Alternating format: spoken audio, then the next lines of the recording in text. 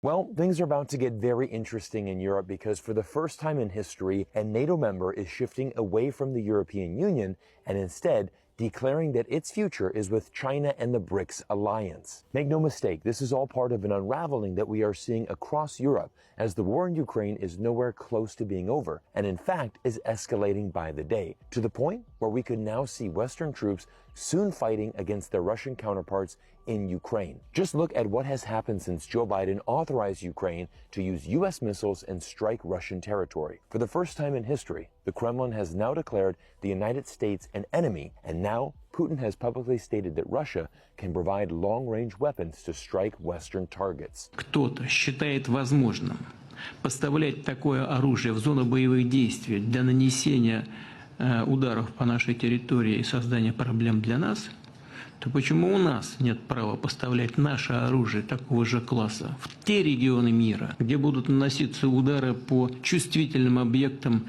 тех стран, которые делают это в отношении России? This is, of course, right after NATO announced it has plans to get U.S. troops on the front line to fight in Russia and is actively developing land corridors to quickly funnel soldiers through Central Europe. Here is a map detailing exactly what these land corridors look like. These new corridors will extend from Scandinavia in the north all the way down to Turkey in the south. But here is where things get interesting. Turkey has been a NATO member since 1952 and is home to the second largest army in the NATO alliance. It goes without saying that Turkey is extremely important to NATO, but while most of the West was distracted with the 34 counts of felonies against Donald Trump last week, a very strategic meeting took place in Beijing. Turkish Foreign Minister Hakan Fidan met with his Chinese counterpart Wang Yi in Beijing to discuss Turkey's future economic growth. Turkey has been waiting on EU membership for 20 years. The harsh truth is that they're never going to get it. The main reason they were allowed into NATO in the first place was their strategic location on the Black Sea. But the idea of allowing a full Muslim state into the EU has proven too big for most Europeans to accept. After decades of mistreatment and broken promises from the EU,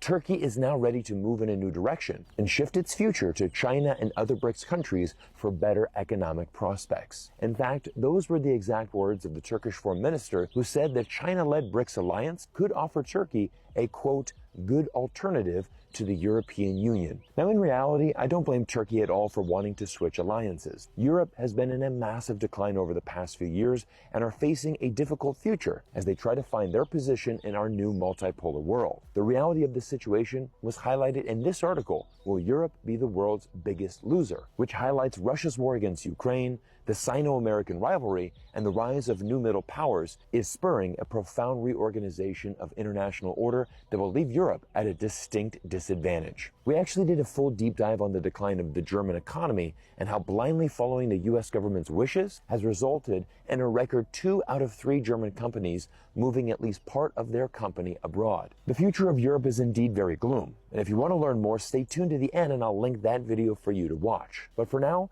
European eyes will be on the Turkish foreign minister, who revealed his hope that Turkey will become a full BRICS member later this year. The Turkish foreign minister Hakan Fidan will next travel to Russia this week and meet with the other foreign ministers of BRICS countries in a run-up meeting that will set the stage for BRICS' largest annual meeting of BRICS presidents in October. As you can imagine, the potential of Turkey, who is a NATO member and holds the second largest NATO army, joining the BRICS alliance is probably the last thing the West wants to see right now. In fact, when this news broke, the Kremlin immediately came out supporting Turkey's decision, and this, of course, was followed by China's foreign minister Wang Yi stating, China is ready to strengthen strategic alignment with Turkey to counter power politics on the international stage. China is willing to continue to strengthen coordination and cooperation with the Turkish side within the framework of the United Nations and the Group of 20 to oppose all forms of hegemony and power politics and to maintain the stability of the global supply chain. This is a textbook quote from China's government,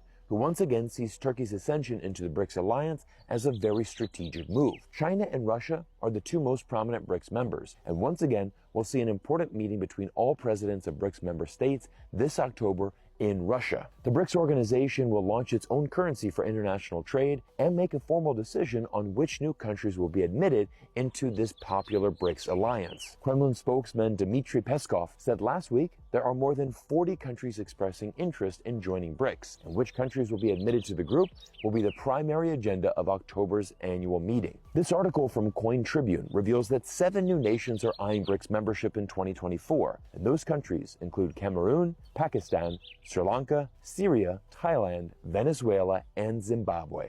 Thailand would represent a major addition to the BRICS alliance, as it would be the first country from Southeast Asia to join BRICS, and has been largely seen as a U.S. ally in global affairs up until this point. Pakistani Prime Minister Shehbaz Sharif landed in Beijing last Tuesday to kick off an official visit, whose goal is to enhance ties between China and Pakistan and push forward the development of the China-Pakistan Economic Corridor, also named CPEC. Once again, I've done a deep dive on this project and why Pakistan is so important to the future of China and the entire BRICS alliance. Once again, I'll link that video for you to watch at the end of today as well. But finally, I want to switch gears here and tell you about today's video sponsor, who plays directly into these global events we are witnessing in real time. Now, if you're an investor, I want you to pay attention to this next segment, because today's video sponsor plays directly into these emerging trends of de-dollarization and the global shift we've seen against the US dollar. Now, the sponsor of today's video is DeFi Technologies. I'll put their ticker symbol here on the screen, and I believe there is a great opportunity with this company, because behind the noise of Donald Trump's guilty verdict and Biden's allowing Ukraine to fire US missiles inside of Russia, the Biden administration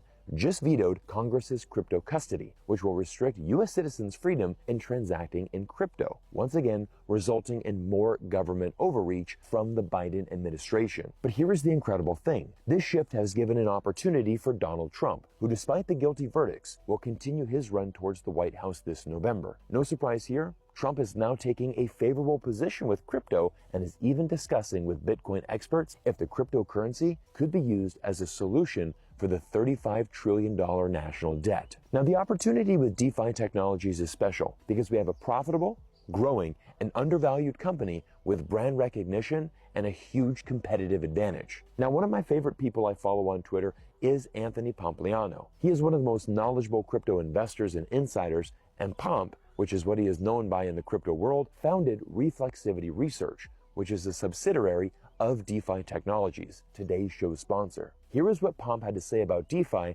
after they released their financials. Regardless of how you cut the numbers, I still believe DeFi Technologies is undervalued. Given this additional information in the latest earnings report, I believe DeFi Technologies has a good chance of being one of the best performers from any stock that was pitched at the Sohn conference in April. But Pomp has skin in the game and shares his thoughts on the valuation of this company. I'm not merely sharing my opinion, though. I am a shareholder of DeFi Technologies that will benefit if the market figures out the company is undervalued, and I will be financially punished if the company ends up not performing how I believe it will. I love it when smart minds actually have skin in the game and are actually putting their money on the line with these emerging technologies. But let's get into the business of DeFi Tech and explain exactly what they're doing and why the company is already so profitable. Now, the crown jewel of DeFi is Valor Asset Management. I'm sure you heard of ETFs before. Well, Valor creates ETPs, which is the equivalent of ETFs in Europe. With Biden and Trump both going back and forth on crypto in the United States, Valor has become a profitable growth business that has grown revenue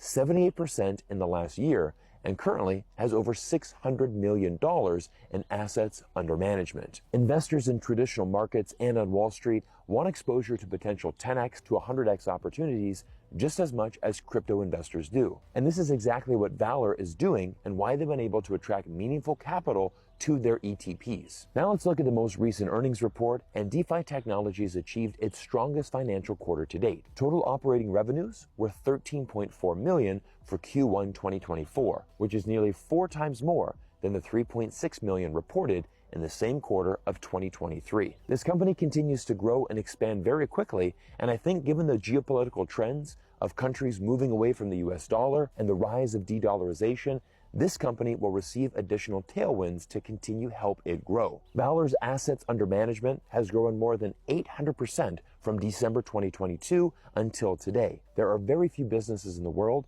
who can see this type of revenue acceleration in such a short amount of time. The stock is currently undervalued given the fact that the company is already profitable and rapidly growing revenues. 99% of the world's companies trade at 20 times profits, but DeFi Technologies is currently trading at only 3 times profits. So there is a massive opportunity here, as you know the world will continue to move away from the US dollar and look to alternatives like cryptocurrencies. But as always, please do your own due diligence and your own research before making any investments. And to help you do your own research, I'm going to put the investor presentation, the company website, the stock ticker, and also the list of current assets under management, all in the video description down below for you to analyze. As always, we're going to continue monitoring the BRICS alliance, de-dollarization, and these emerging trends that are changing geopolitics around us every single day. Everyone, my name is Cyrus Jansen, coming to you on the road here in June 2024. Thank you all for your amazing support, and I can't wait to see you in our next video soon.